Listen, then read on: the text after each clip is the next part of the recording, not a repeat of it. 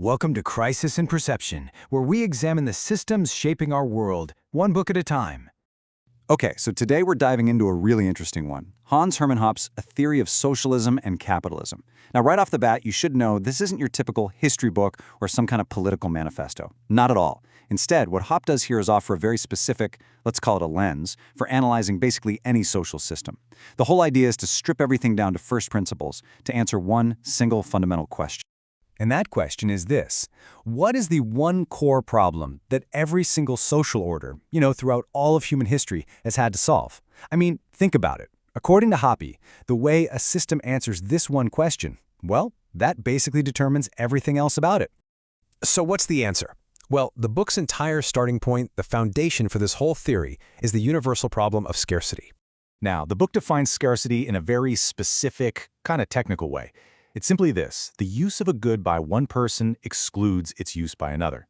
It's pretty simple, right? You and I can't both drink the exact same cup of coffee at the exact same time.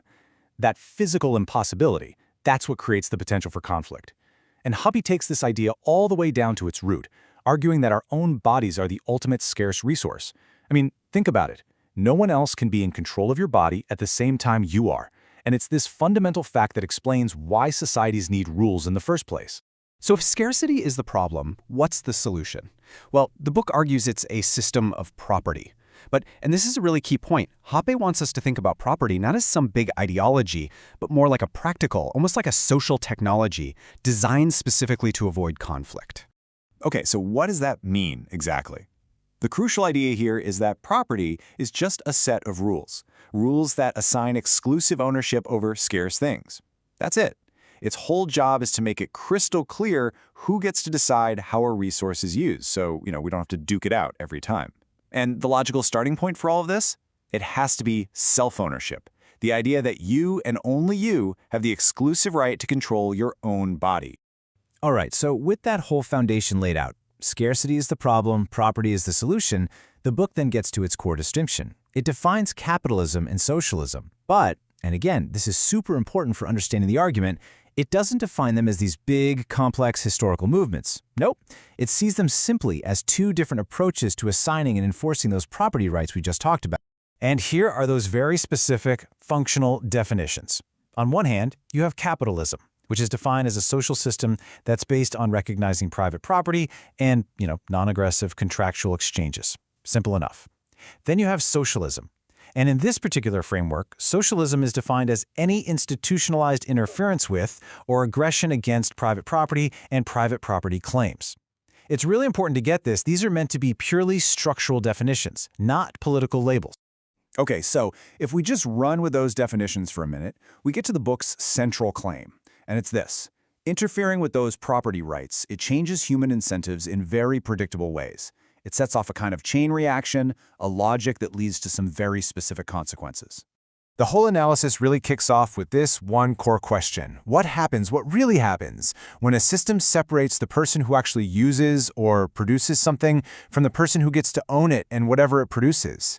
Well, the first consequence, according to the theory, is that the cost of actually creating value goes way up. I mean, think about it. If producers can't keep the full rewards of their work, then things like saving, investing in the future, and just plain producing more stuff, they all become less attractive. The incentive to create gets weaker. And at the very same time, something else happens. It becomes cheaper and a whole lot more rewarding to get resources through other means, non-productive political means. Suddenly, the path to getting what you want starts to shift, moving away from creating things and toward redistributing things that other people have already created. So the book's conclusion from all this is that this shift in incentives isn't just a one-off thing. It actually creates a persistent, structural trend. It leads to less capital being saved and invested, resources getting misallocated, and here's the bottom line: it leads to a lower standard of living than what would have existed otherwise. Now, I know this concept of systemic decline can sound a little abstract. So to make it more concrete, the book's logic gives us a really powerful metaphor. So how can we actually picture this process in our minds? What is a system that rewards taking over, what does that actually look like in motion? It's like a machine that consumes its own fuel. That's the image. A social order that systematically makes it harder to produce and easier to redistribute is, in effect, burning through the very capital, the very fuel that it needs to function. It becomes a system that is structurally eating away at its own foundation. So, what's the big takeaway here? What are we supposed to do with all this? Well, the point of this framework isn't to just run around slapping labels on things. The real goal is to offer us a different kind of lens, a new way to understand how societies actually work, underneath all the noise. Ultimately, what this book really gives us is a tool. It suggests that if you want to understand why a society is prosperous or not, why its social dynamics are the way they are, you shouldn't look at what it calls itself or its official ideology. Instead, you should look at its underlying rules. The real question is, to what degree does that system protect or interfere with the basic link between production and ownership?